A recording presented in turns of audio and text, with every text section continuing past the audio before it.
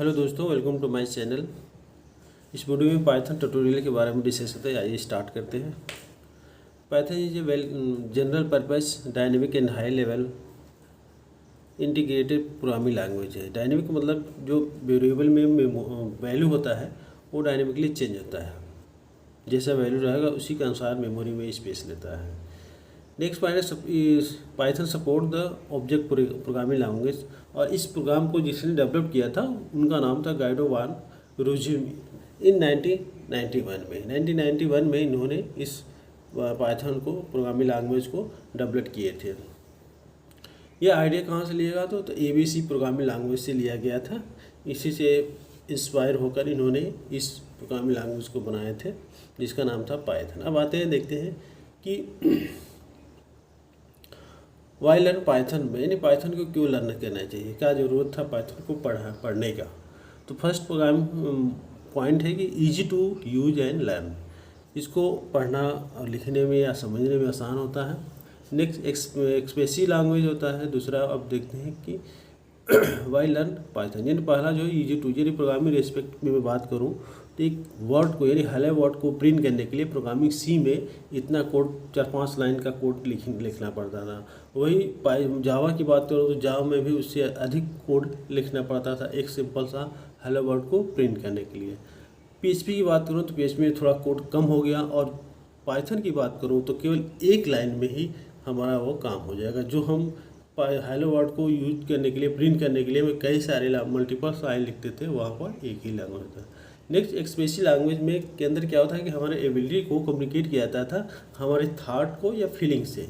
किसके थ्रू? तो वर्ड के थ्रू या सिंबल के थ्रू इस लैंग्वेज में डिस्कस किया गया है। थर्ड है आपका इंटरप्रेटेड लैंग्वेज। इंटरप्रेटेड लैंग्वेज का मतलब इस प्रोग्रामिंग के अंदर कंपाइल नहीं होता है, डायरेक्ट एग्जीक्यूट होता है प्रोग्राम को, और कंपाइल नहीं। जैसे C और C++ की बात करूँ तो C और C एग्जीक्यूट होने से पहले उसके कोड को कंपाइल कराया जाता है। यदि कंपाइलर कंप्लीट होगा, कंपाइल कंप्लीट होगा, तब जाके प्रोग्राम को एग्जीक्यूट होता है। फोर्थ पॉइंट है ऑब्जेक्ट ओरिएंटेड, यानी object oriented is a paradigm that uses object and classes. ये एक पैराडिज्म है या आप मेथड कह सकते हो जो क्लास और ऑब्जेक्ट को यूज करता है। इसके अंदर बहुत सारे कंसेप्ट होता है। जैसे मतलब आपका इनहेरिटेंस हो गया, पॉलीमॉर्फिज्म होगा, इनकैप्सुलेशन होगा, इस टाइप का इस प्रोग्रामिंग लैंग्वेज भी सपोर्ट करता है। नेक्स्ट आपको ओपन सोर्स लैंग्वेज, यानी फ्री ऑफ कॉस्ट या कहीं से भी इसका कोई भी वर्जन आप गूगल से आप यूज कर सकते हैं, डाउनलोड कर सकते हैं, इंस्टॉल कर सकते हैं, कोई चार्जेस नहीं है, इसलिए ओपन सोर्स लैंग्वेज कहा गया है इसको। Next point Python standard library. Python के अंदर बहुत सारे स्टैंडर्ड लाइब्रेरी यूज होता है। जैसे मान लो NumPy है, न्यूमेरिकल पाइथन, और pandas है, पैनल डेटा स्ट्रक्चर, और मैटप्लॉट लाइब्रेरी होता है। कई सारे लाइब्रेरी जो फ्री में मिलता है। नेक्स्ट आपका GUI प्रोग्रामिंग लैंग्वेज सपोर्ट, ये एक GUI लाइब्रेरी सपोर्ट करता है। और लास्ट है आपका डायनेमिक एलोकेशन, मेमोरी एलोकेशन।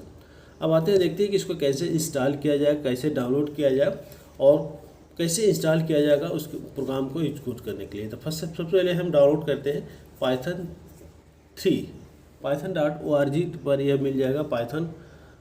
इसको इस एडिटर को हम डाउनलोड करते हैं क्योंकि इसकी ज़रूरत पड़ेगा। तो गूगल में टाइप करें python.org और ये लिखा है वेलकम टू पाइथन। इससे यहाँ से हम डाउनलोड पर विंडोज़ के लिए हमें डाउनलोड करना है। तो यहाँ पर 32 कीवर्ड, और यहाँ पर लिखा पहले पाइथन 3 और पाइथन 2। हमको लेटेस्ट वर्जन यूज़ करना है पाइथन 3.10.5। अब यहाँ से आप 32 बिट का भी डाउनलोड कर सकते हैं और 64 बिट का, जैसा आपका सिस्टम है सपोर्ट करता है उसी टाइप का आप एडिटर सॉफ्टवेयर आप डाउनलोड कर सकते हैं। इसके बाद हमको इसको रन कर देते हैं, यानी इंस्टॉल कर देते हैं। और सेकेंड जो एडिटर है उस एडिटर का नाम है PyCharm। तो इंस्टॉल पर क्लिक करते हैं, इंस्टॉल होता रहेगा। अब आते हैं हम नेक्स्ट एडिटर का नाम है PyCharm। PyCharm के लिए डाउनलोड करते हैं।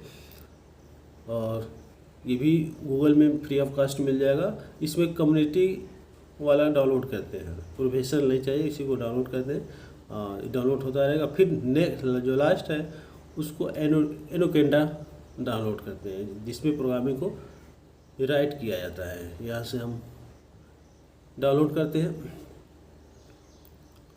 और लंच पर क्लिक करते हैं। ये इसका भी डाउनलोडिंग स्टार्ट हो गया। जिसे डाउनलोड कंप्लीट हो गया उसको हम क्या करेंगे, इंस्टॉल कर देते हैं। ये 32 बिट के लिए अलग होता है, 64 बिट के लिए अलग होता है। जो आपका सिस्टम सपोर्ट करेगा उसी के रिलेटेड आप डाउनलोड कर लीजिएगा। ये 32 बिट का है। इसी तरह से आपको 64 बिट का मिल जाएगा, उसको आप डाउनलोड कर लीजिए। डाउनलोड करने के बाद ये 32 बिट का है।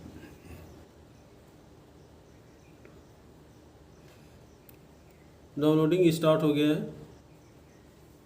डाउनलोडिंग स्टार्ट हो, जैसे डाउनलोड कंप्लीट हो जाएगा उसको इंस्टॉल किया जाएगा। ये पाइथन डाउनलोड इंस्टॉल हो गया है। अब देखते हैं एनकोडा को स्टार्ट करते हैं। एनकोडा भी इंस्टॉल होना शुरू हो गया, रन करते हैं। और इंस्टॉल कुछ टाइम लगेगा, आप वेट करिएगा। वेट करने के बाद आपका ये इंस्टॉलेशन कंप्लीट हो जाएगा। इंस्टॉलेशन कंप्लीट होने के बाद ही प्रोग्रामिंग स्टार्ट हो जाएगा।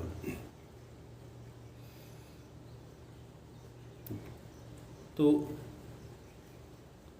ये भी स्टार्ट हो गया है। ये भी स्टार्ट हो, कुछ टाइम लेगा। अब आते हैं हम इसको कैसे यूज़ किया जाएगा। तब सबसे पहले ओपन करेंगे एनकोडा नेविगेटर। एनकोडा नेविगेटर को स्टार्ट करते हैं, क्लिक करते हैं तो कुछ ओके। फिर अब हमें चाहिए जुपिटर नोटबुक। इसी पे प्रोग्रामिंग को राइट किया जाता है। यहाँ से हम इसको लंच करते हैं। लंच करने के बाद आपको एक फ्रेमवर्क मिल जाएगा। उस फ्रेमवर्क में हम प्रोग्राम को एग्जीक्यूट करते हैं। ये है। यहाँ से न्यू पर जाते हैं। न्यू पर जैसे क्लिक करेंगे तो हमको पाइथन 3 पर क्लिक करना होगा। New Python 3। अब ये जो नीचे लिए बड़ी सी लाइन देखा है, इसको बोलते हैं सेल। और जैसे बाकी में एडिटर में होता है फाइल सेव एज कैसे होता है, उसी तरह से इसमें भी इंसर्ट में जैसे हम सेल को ऊपर या जो सेल बना है उसके ऊपर कोई सेल यूज करना चाहते हैं, इंसर्ट करना चाहते हैं, या उसके नीचे कर सकते हैं, इंसर्ट में जाके कर सकते हैं। इसको बोलते हैं सेल। इसी में प्रोग्रामिंग को लिखा जाता है। अब स्टार्ट के सबसे फर्स्ट प्रोग्राम हम पाइथन का स्टार्ट करते हैं। अब लिखते हैं print hello world. Hello world कोई प्रिंट कराना होता है तो पहले तो हेडिंग डाल देते हैं। कैसे हेडिंग बनाया जाता है, कैसे आप यहाँ से रन करा देते हैं तो हेडिंग बन जाता है। और पहला प्रोग्राम हमने पाइथन का स्टार्ट कर दिया है और एक हेलो वर्ल्ड प्रिंट कराना है। अब देखते हैं जैसे ही हमारा हेलो वर्ल्ड हो गया। अब इसको रन कराते हैं। हमारा सक्सेसफुल हो गया, यानी आपका जो पहला प्रोग्राम है पाइथन का वो सक्सेसफुल हो गया। न तो इसमें कंपाइल कराना न क्या करना, डायरेक्ट आप प्रिंट करिए, तुरंत उसको रन करा दीजिए। अब नेक्स्ट वेरिएबल क्या होता है। Variable is name of location in memory which is use to store a value. जैसे आप सी में जावा में पढ़े होंगे कि वेरिएबल का यूज होता है वैल्यू को स्टोर करने के लिए। और है कैसी, एक मेमोरी लोकेशन होता है in memory which is use to store a value. और पाइथन की बात करूँ तो पाइथन डायनेमिक मेमोरी एलोकेट करता है, यानी उसका जो जैसे वेरिएबल के अंदर जो वैल्यू डाल देंगे वही उसका स्पेस ले लेता है। लेकिन बाकी बात करूँ सी में जावा में और डॉटनेट में तो वेरिएबल को डिफाइन करने से पहले उसका डेटा टाइप डिफाइन करते हैं। ये डेटा टाइप वो स्पेस जो डेटा टाइप डालते हैं उसी का अकॉर्डिंग वो स्पेस मेमोरी के अंदर बना देता है। लेकिन पाइथन की बात करूँ तो पाइथन की जैसा वैल्यू डालेंगे वही उसका स्पेस हो जाएगा। अब देखते हैं, पहला मैंने ए में वैल्यू डाला और इसको प्रिंट कर दिया, हमारा रन हो गया।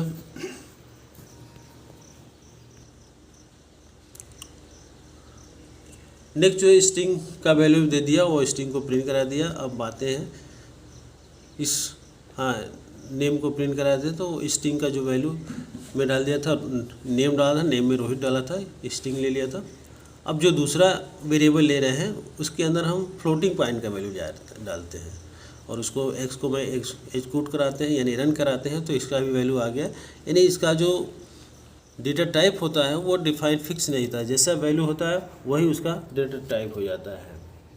तो ये एक ही वेरिएबल से आप इंटीजर का भी वैल्यू प्रिंट करा सकते हैं, फ्लोटिंग का वैल्यू प्रिंट करा सकते हैं और स्ट्रिंग का वैल्यू प्रिंट करा सकते हैं। अब आते हैं डेटा टाइप क्या होता है। जैसे इंटीजर लिखा है, इंटीजर में इतना वैल्यू, जैसा वैल्यू डालेंगे वही उसका डेटा टाइप हो जाता है। अब हाँ, इंटीजर में लिखा है, फिर फ्लोट के लिए लिखा है, बूलियन के लिए लिखा है और स्ट्रिंग के लिए। स्ट्रिंग सपोर्ट करता है पाइथन के अंदर।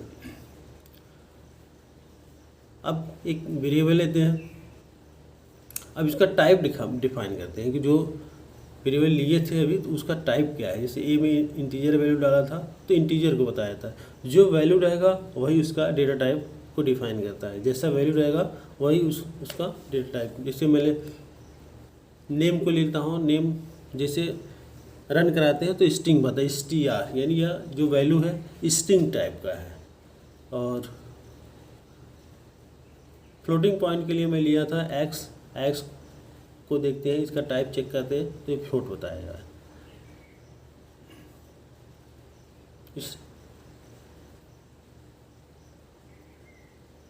इसकी जैसा वैल्यू रहेगा वेरिएबल के अंदर, जैसा वैल्यू इनिशियलाइज करते हैं वही उसका टाइप हो जाता है। अब जब ये कम्प्लेक्स टाइप यानी ए प्लस बी जे ये आपका कम्प्लेक्स वैल्यू है, तो कम्प्लेक्स वैल्यू का दिखा देगा कि यह जो वैल्यू डाले हैं वेरिएबल का वो कम्प्लेक्स है। अब आते हैं ऑपरेटर। ऑपरेटर क्या होता है? ऑपरेटर एक सिंबल होता है which is perform the various operation on object, यानी एक प्रकार का सिंबल होता है जो स्पेसिफिक टास्क के लिए परफॉर्म किया जाता है। इसके अंदर एक ऑपरेंट होता है, दूसरा ऑपरेटर होता है। ऑपरेटर एक ऑपरेंट पर काम करता है, तो पाइथन के अंदर हम अर्थमेटिक ऑपरेटर, रिलेशनल ऑपरेटर और लॉजिकल ऑपरेटर सपोर्ट करता है। तो पहला चेक करते हैं हम अर्थमेटिक ऑपरेटर। दो वेरिएबल ले लिया, दोनों के अंदर मैं वैल्यू पास कर दिया और सिंपल सा हमें ए प्लस कर दिया। ए प्लस करने से फिर दोनों का टोटल हमको प्रिंट करके देखिए। अब देखते हैं मल्टीप्लाई करते हैं तो मल्टीप्लाई करने का उसका मल्टीप्लाई करके रिजल्ट देगा। तो ये हमारा अर्थमेटिक ऑपरेटर है। डिवाइड करके देखते हैं तो डिवीजन निकल जाएगा, मल्टीप्लाई करेंगे तो मल्टीप्लिकेशन निकल जाएगा। यह अर्थमेटिक ऑपरेटर में है। इसके अंदर इंक्रीमेंट डिक्रीमेंट यूज नहीं होता है। अब देखते हैं रिलेशन ऑपरेटर।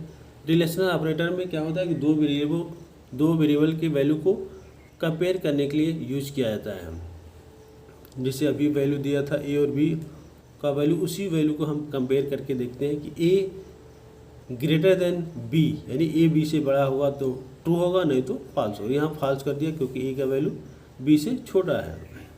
अब देखते हैं ए लेस देन बी को करके देखते हैं तो क्या बताता है, तो ट्रू बताएगा क्योंकि ए का जो वैल्यू है बी से कम है, तो ये ट्रू है। यदि ये कंडीशन ट्रू होगा तो ट्रू बताएगा, अदरवाइज फॉल्स बताएगा। अब ए इक्वल टू बी मैंने चेक करता हूँ तो ये भी फॉल्स बताएगा क्योंकि ए का वैल्यू बी के बराबर नहीं है, इसलिए यह फॉल्स बताएगा। तो ये रहा रिलेशनल ऑपरेटर जो पाइथन में यूज किया जाता है। अब आते हैं लॉजिकल ऑपरेटर। लॉजिकल ऑपरेटर के अंदर वैल्यू दिया जाता है, यदि दोनों वैल्यू ट्रू है तो इसके अंदर एंड और आर ऑपरेशन परफॉर्म होता है और एक नॉट ऑपरेशन। तो चेक करते हैं, ए में वैल्यू ले लिया, ट्रू ले लिया, और बी में मैं ले लिया, फॉल्स ले लिया। ए के अंदर ट्रू ले लिया और बी के अंदर मैं फॉल्स ले लिया और ऑपरेशन परफॉर्म करते हैं। ए एंड बी यानी दो इनपुट लिया, दोनों का वैल्यू यदि ट्रू रहेगा तब रिजल्ट हमारा ट्रू, नहीं तो फॉल्स। अब ये फॉल्स बता रहा है क्योंकि ए का वैल्यू ट्रू है और बी का वैल्यू फॉल्स है। इसके बाद ए आर बी को लेते हैं, ये फॉल्स हो गया। आर ऑपरेटर में क्या होता है कि कम से कम एक इनपुट ट्रू होना चाहिए, और एंड ऑपरेटर में क्या होता है यदि एक भी वैल्यू फॉल्स हुआ तो रिजल्ट फॉल्स बताता है। और तीसरा जो होता है ए नॉट बी, यानी ए का वैल्यू जो बी के बराबर नहीं है तो वहाँ पर हमारा अपोजिट वर्ड देता है। अब देखते हैं दूसरा जो एक्स में मैं ट्रू ले लिया, वाई में भी ट्रू ले लिया, अब ए एंड बी कहते हैं तब हमारा ट्रू बताते हैं, क्योंकि दोनों इनपुट हमारा ट्रू है तो वह ट्रू बताएगा। अब जिससे रन कराते हैं तो वैल्यू हमें ट्रू दिया, क्योंकि दोनों इनपुट ट्रू मैं दिया हूँ। आर ऑपरेशन परफॉर्म करते हैं तो आर भी ट्रू बताएगा, क्योंकि ट्रू आर में क्या होता है, कम से कम एक जो इनपुट होता है वो ट्रू होना चाहिए, इसलिए वहाँ भी हमें ट्रू बताएगा। यह लॉजिकल ऑपरेट होता है। अब आते हैं पाइथन टोकन। पाइथन टोकन का क्या होता है कि एक बिल्डिंग ब्लॉक होता है या बेसिक कंपोनेंट होता है फॉर द क्रिएट प्रोग्राम। में प्रोग्राम को क्रिएट करने के लिए कुछ हमें इनपुट ब्लॉक की जरूरत पड़ता है या टोकन कंपोनेंट की जरूरत पड़ता है, जिससे प्रोग्राम को बनाया जा सकता है। तो इसमें पहला होता है कीबोर्ड, और आइडेंटिफायर होता है, ऑपरेटर होता है। ऑपरेटर तो हम लोगों ने डिस्कस कर लिया है। और कीवर्ड देते हैं। कीवर्ड एक रिजर्व वर्ड होता है जो प्रोग्राम के अंदर डायरेक्टली यूज होता है। और आइडेंटिफायर क्या होता है कि यूजर डिफाइन होता है, यूजर इसको डिफाइन करता है, और इसके कुछ बेसिक रूल्स होता है कि जब भी हम आइडेंटिफायर को डिफाइन करते हैं तो पहला उसका डिजिट जो है, पहला जो लेटर होता है डिजिट नहीं होना चाहिए, अंडरस्कोर का हो सकता है या आपका अल्फ़ाबेट हो सकता है। तीसरा होता है कांस्टेंट। कांस्टेंट एक assign the value that can not change during the execution of program, यानी एक बार वेरिएबल के अंदर जो वैल्यू दे दिया वो चेंज नहीं होता है। अब आते हैं नेक्स्ट स्ट्रिंग। स्ट्रिंग की बात करूँ तो string are sequence of character, यानी कैरेक्टर का सीक्वेंस होता है, और इसमें उसको सिंगल कोट में लिखते हैं, और डबल कोट में भी लिख सकते हैं, और ट्रिपल कोट में भी लिख सकते हैं। बाकी लैंग्वेज में पढ़ा था सिंगल कोट और डबल कोट, लेकिन यहाँ पर ट्रिपल कोट भी यूज होता है। स्ट्रिंग आर इम्यूटेबल, यानी इसके अंदर कोई चेंज हम नहीं कर सकते हैं। एक बार जो स्ट्रिंग बन गया तो बन गया, दोबारा उस पर मॉडिफाई नहीं कर सकते। अब दिया है सिंगल कोट स्ट्रिंग, यानी एक स्ट्रिंग ले लिया हेलो वर्ड और उसको सिंगल कोट में लिखा तो प्रिंट किया वही हेलो वर्ड। उसी को जब डबल कोट में डबल कोट के अंदर लिखते हैं तो भी वो वैल्यू प्रिंट होता है, ट्रिपल कोट के अंदर लिखते हैं तो भी वैल्यू हमारा प्रिंट होता है। यानी एक वर्ड को प्रिंट कराने के लिए हमें सिंगल कोट, डबल कोट और ट्रिपल कोट का यूज़ करते हैं। जब मल्टीपल लाइन, ये स्ट्रिंग के मल्टीपल लाइन को यूज करना होता है तो ट्रिपल कोट का यूज़ करते हैं। अब इसके कुछ फंक्शन है, जैसे स्ट्रिंग का लेंथ निकालना हो तो लेंथ और वेरिएबल का नाम डालते हैं। स्ट्रिंग को लोअर केस में करना है या स्ट्रिंग को अपर केस में प्रिंट करना हो तो कर सकते हैं। स्ट्रिंग इन रिप्लेस, स्ट्रिंग का यानी कोई वैल्यू या कोई लेटर को रिप्लेस करना है तो स्ट्रिंग रिप्लेस का यूज़ करते हैं। और स्ट्रिंग इन फाइंड पोजीशन, ये स्ट्रिंग किस पोजीशन पर है तो उसके लिए स्ट्रिंग फाइंड का यूज करते हैं, अब आइए एग्जांपल के थ्रू देखते हैं। एक स्ट्रिंग बनाते हैं। स्ट्रिंग मैंने वेरिएबल लिया स्टूडेंट, और स्टूडेंट में मैं एक नाम दे देता हूँ यानी वैल्यू देता हूँ, उसको सिंगल कोट में मैं लिखता हूँ। पहले सिंगल कोट में देखता हूँ, यानी जो वैल्यू है जान को मैंने सिंगल कोट में डाल दिया और इसको प्रिंट कराता हूँ स्ट्रिंग को, तो प्रिंट स्टूडेंट, और जैसे रन कराता हूँ तो वैल्यू हमारा प्रिंट हो गया। यानी ये सिंगल कोट स्ट्रिंग है। इसी को हम डबल कोट में यूज़ करते हैं सेम, और यहाँ पर मैं डबल कोट लिख देता हूँ। डबल कोट में देखता हूँ तो डबल कोट जैसे मैं रन कराता हूँ ये भी हमारा आउटपुट आ गया। अब नेक्स्ट जो है आपका ट्रिपल कोट, तो सेम प्रोग्राम को पेस्ट करते हैं और उसको डबल कोट का स्थान पर ट्रिपल कोट लिखता हूँ, तो ये भी हो गया, कंप्लीट हो गया। और इसके अंदर प्रोग्राम को एग्जीक्यूट कराते हैं, रन कराते हैं तो ये भी आउटपुट दे दिया। यानी स्ट्रिंग को हम सिंगल कोट में लिख सकते हैं, डबल कोट में और ट्रिपल कोट में। ट्रिपल कोट का मतलब इसमें स्ट्रिंग मल्टीपल स्ट्रिंग को आप यूज करने के लिए यूज किया जाता है ट्रिपल कोट। यदि सिंगल कोड और डबल कोड की बात करूं तो उसमें मल्टीपल लाइन स्ट्रिंग के मल्टीपल लाइन को आप नहीं लिख सकते हैं। तो नेक्स्ट जो प्रोग्राम है मल्टीपल लाइन के मैं बताया था कि सिंगल डबल ट्रिपल कोट का ही यूज़ कर सकते हैं, उसमें डबल कोट और सिंगल कोट का यूज नहीं कर सकते हैं। ठीक है, मल्टीपल लाइन्स का स्ट्रिंग बनाते हैं और उसको यूज करके देखते हैं कि हाँ ये काम कर रहा कि नहीं। तो ये स्ट्रिंग बनाते हैं मल्टीपल लाइन का कोड और इसको एग्जीक्यूट करके देखते हैं कि हमारा एक वेरिएबल काम कर रहा है कि नहीं कर रहा है।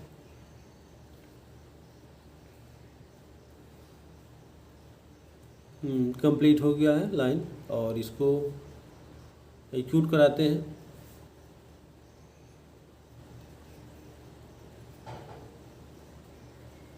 इसको एग्जीक्यूट कराते हैं। हाँ, देखा हमारा पूरा कोड एग्जीक्यूट हो गया, रन हो गया, यानी मल्टी लाइन जो कंसेप्ट था वो हमारा क्लियर हो गया, आउटपुट हो गया। अब इसी को देखते हैं एक और तरीके से। ये हमने जो इन्वर्टेड कामा है 3 टाइप का, यानी ट्रिपल बनाते हैं। अभी तो वो कामा कोई लिया था 3 टाइम्स, तो ये भी हमारा प्रोग्राम आपका एग्जीक्यूट हो जाएगा। तो इसको मैं दूसरे टाइप से मैं करता हूँ और देखता हूँ कि हमारा जो प्रोग्राम है वो काम कर रहा है कि नहीं कर रहा है।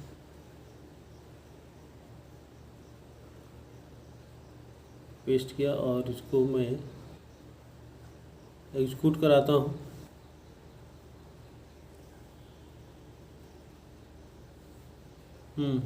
ये भी हमारा प्रोग्राम एग्जीक्यूट हो, यानी मल्टी लाइन यदि स्ट्रिंग को प्रिंट कराना हो तो ट्रिपल कोट के अंदर हम लिखते हैं, और सिंगल स्ट्रिंग को प्रिंट कराना है तो डबल कोड या सिंगल कोड में लिख सकते हैं।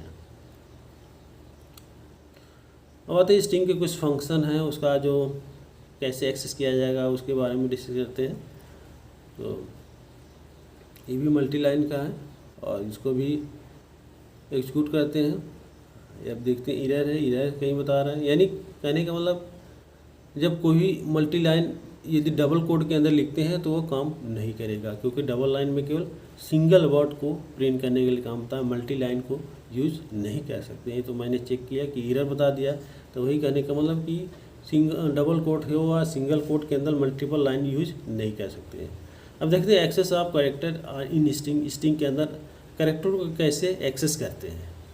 तो एक मैं स्ट्रिंग वही मैं सेम टू सेम ले लिया डबल कोड का, और उसके अंदर मैं उसकी लेंथ को फाइंड करते हैं कि जो स्ट्रिंग में लिया हूँ उसका लेंथ क्या है, यानी उसके अंदर कितने कैरेक्टर इनबिल्ट है। तो उसके लिए हमने एक स्ट्रिंग ले लिया और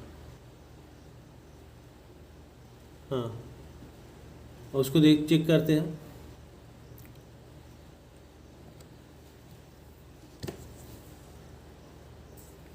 इसको प्रिंट कराते हैं, प्रिंट स्ट्रिंग, और ये भी प्रिंट हो गया हमारा।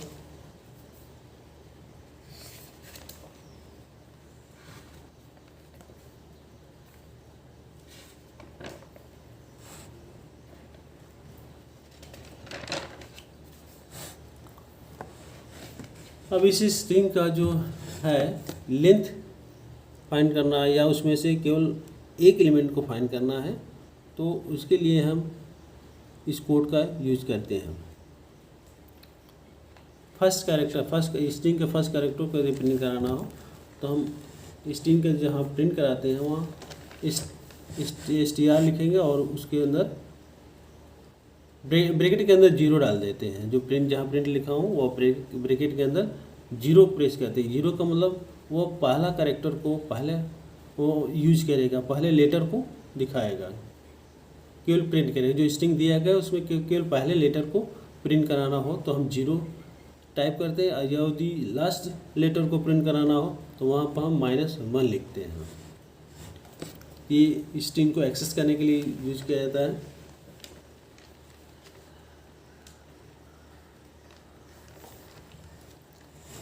हाँ, अब ये इसको एग्जीक्यूट कराते हैं। जैसे एग्जीक्यूट कराते हैं तो हमारा प्रिंट हो जाता है।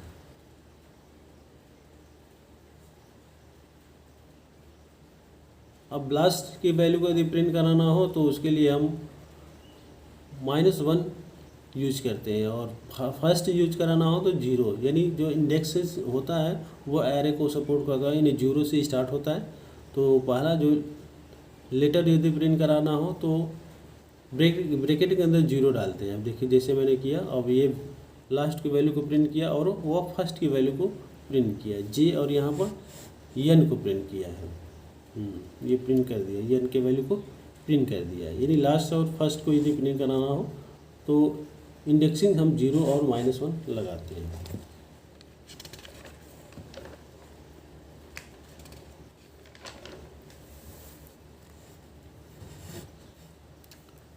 अब देखते हैं इस स्ट्रिंग के कुछ और फंक्शन, यानी पूरे एलिमेंट को यदि हमें प्रिंट कराना हो तो वहाँ से हम 0 से लेकर उनका जितना इंडेक्सिंग है, जैसे 4 एलिमेंट है उसके अंदर, तो क्या करते हैं कि हम 0 से 3 तक डाल देते हैं इंडेक्सिंग, तो पूरे एलिमेंट को हमारा प्रिंट कर देता है। अब देखते हैं एक सेकेंड जो स्ट्रिंग दिया है, स्ट्रिंग वैल्यू और थर्ड वैल्यू को प्रिंट कराना हमको है, तो उसके लिए हम प्रिंट के अंदर जहाँ स्ट्रिंग टाइप करते हैं वहाँ पर उसके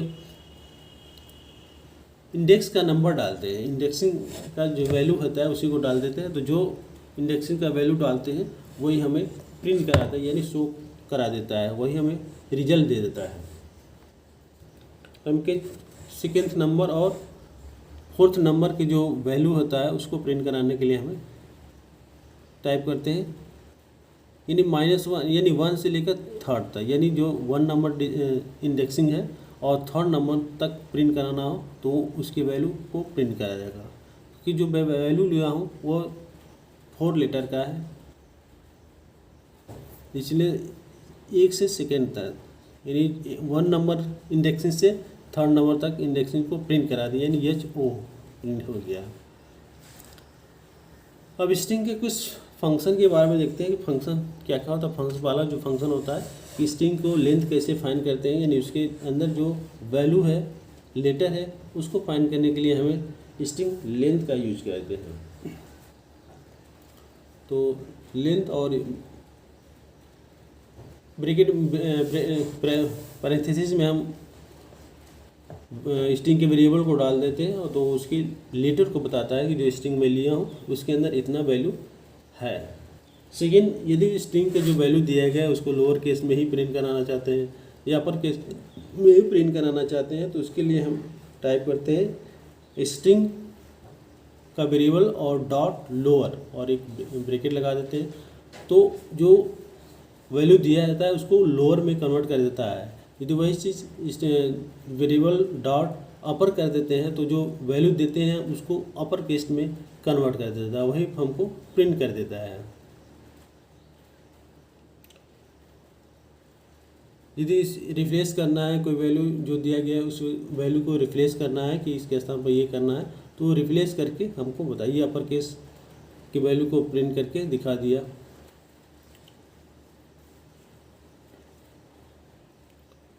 कोई वैल्यू फाइंड करना है तो फाइंड फंक्शन का यूज करते हैं।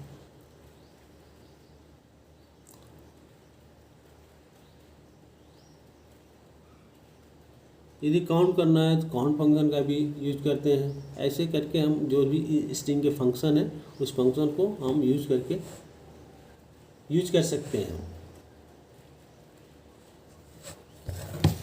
यदि इस वीडियो को अच्छा लगे तो लाइक, सब्सक्राइब और शेयर जरूर करिएगा, और हमारे चैनल को